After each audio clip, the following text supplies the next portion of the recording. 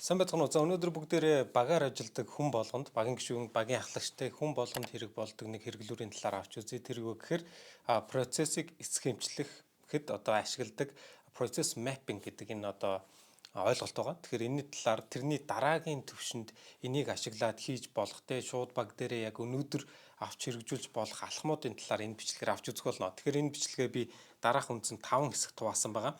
За эндээс хамгийн ихэнд процессын сайжруулалт хэнд хэрэгтэй вэ гэдэг лөө бүгдээрээ анхаарлаа төвлөрүүлцгээе. За тэгэхээр мэдээж процессыг сайжруулна гэдэг нь процессын одоо эсхэмчлэхээс одоо нэлээд том ойлголт. Тэгээд сайжруулж байгаа процесс үр дүн нь ямар одоо үр дүнгуудыг бид нарт авчрах боломжтой гэхээр мэдээж үр бүтээмжтэй байдлыг нэмэгдүүлэн зардлыг хэмнэн үр дүнг сайжруулна. Тэгэхийн тулд бид нар процессыг сайжруулдаг. Тэгэхээр ингээд бодохоор энэ нь хэнд хэрэгтэй вэ гэхээр багийн ахлагч, менежер, захиралд хэрэгтэй. За багийн гишүүнд бас хэрэгтэй байж болно. Гэхдээ яг өөрийнх нь шууд одоо тийм ажил үрэгтэй холбогдохгүй учраас өөрөө тийм одоо хөгжих сонирхолтой, карьер хөөх сонирхолтой, дээшээ албан тушаал ахих сонирхолтой багийн гишүүдэд буюу нийт ажилтнуудад бас энэ процессын сайжруулалт одоо энийг ойлгож явах, мэдж явах, өөрийнхөө ажил дээр ингээд санаачлаг гаргаж нэвтрүүлж байх нь хэрэг болдгоо. За тэгээ энэ бүгэн дээр үндэслээд ярихад бол өнөөдөр шууд ажил дээр нэвтрүүлж болох практик алхмууд нь яг юу байх юм бэ гэдэг талаар бол яг энэ видеонд би та бүхэнтэй хуваалцах болно. За ингээд дараагийн слайд руу явцгаая. За дараагийн слайд маань одоо миний танилцуулгаар бэлдсэн файлын 2 дахь слайд байна.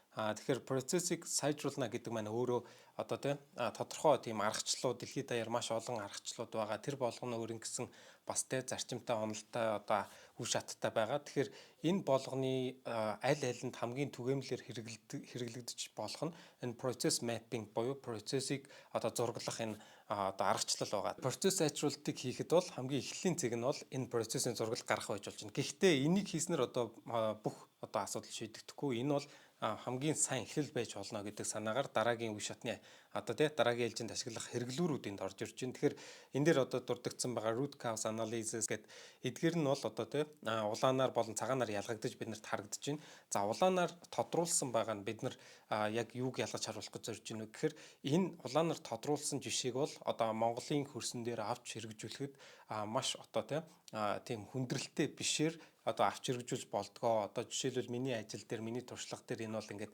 болчихсон юм а гэдгийг бол ингээд ярьдаг. За тэрний дараагийн төвшөнд бол агсан төвшний аргачлалууд байна. Тэгэхээр агсан төвшин гэхээр арай комплекстэй ийм систематик гэж ярьдаг ийм одоо нэлээд цогц тийм арга хэмжээ гэсэн үг. Тэгэхээр одоо жишээлбэл lean management гэдэг миний артлын номын санд харагдж байгаа lean management, lean startup гэдэг ингээд хог хаягдaltaгүй байх тухай тэр менежментийн аргачлалууд байна. За Six Sigma буюу одоо энэ DMAIC цикл гэдэг байгаа. Тэгэхээр энэ DMAIC одоо энэ одоо аргачлалын дагуу өөрийнхөө процессыг тодорхойлоод хэмжээд дүн шинжилгээ хийгээд сайжруулаад дахиад одоо сайжруулсан дээрээ үндэслээд дүгнэлт гаргаад дараагийн арга хэмжээнүүдийг аваад явах юм одоо цикл байгаа. Энэ бол яг аналитик тооцоол дээр одоо статистик дээр тулгуурлаж хийвэл илүү зохимжтой байдаг юм дараагийн төвшний агсан төвшний юм арга байгаа. За бизнес процессор инженеринг гэдээ бас энийг бас хүмүүс нэлээдгүй ярьж байгаа. Гэхдээ одоо үндсэндээ бол одоо тухайн бизнес модель тэрэн дотор байгаа одоо гол асуудлуудыг олж хараад нэлээд одоо даацтай шинжилэл өөрчлөлт хийж байгаа тохиолдолд бол энийг яриад байгаа харагдсан. За би одоо хувьдаа жишээлбэл ашигладгуудаа энэ одоо улаанаар тодруулж харуулсан байгаа. Тэгэхээр бусдыг нь бол хүмүүс өөрсдөө одоо сайн дураараа судалж олно. Гэхдээ энэ улаанаар тодруулсан байгаа хэдийг ашиглахад л одоо миний ажил дээр тодорхой хэмжээний өөрчлөлтүүд маш ихээр мэдрэгдэж гарч ирж байгаа гэдгийг хэлэхэд таатай байна.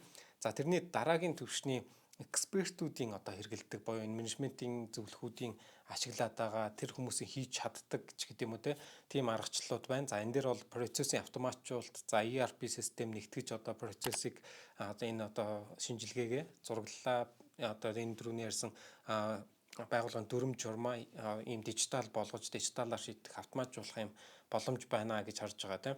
За дараа нь ISO стандартуудыг нэвтрүүлэх тухай юм асуудал байна. За тэгэхээр үндсэн ийм аргачлалуудаас энэ улаанаар тодруулж харуулснууд нь бол одоо тийм манай Монголын хөрсөнд түгээмэл хэрэглэж болдгийм байна. За тэгээд энийг бол манай одоо тийм жишээн дээр бол ашиглаж болоод байна гэдгийг ингэж ялгаж харуулсан байна.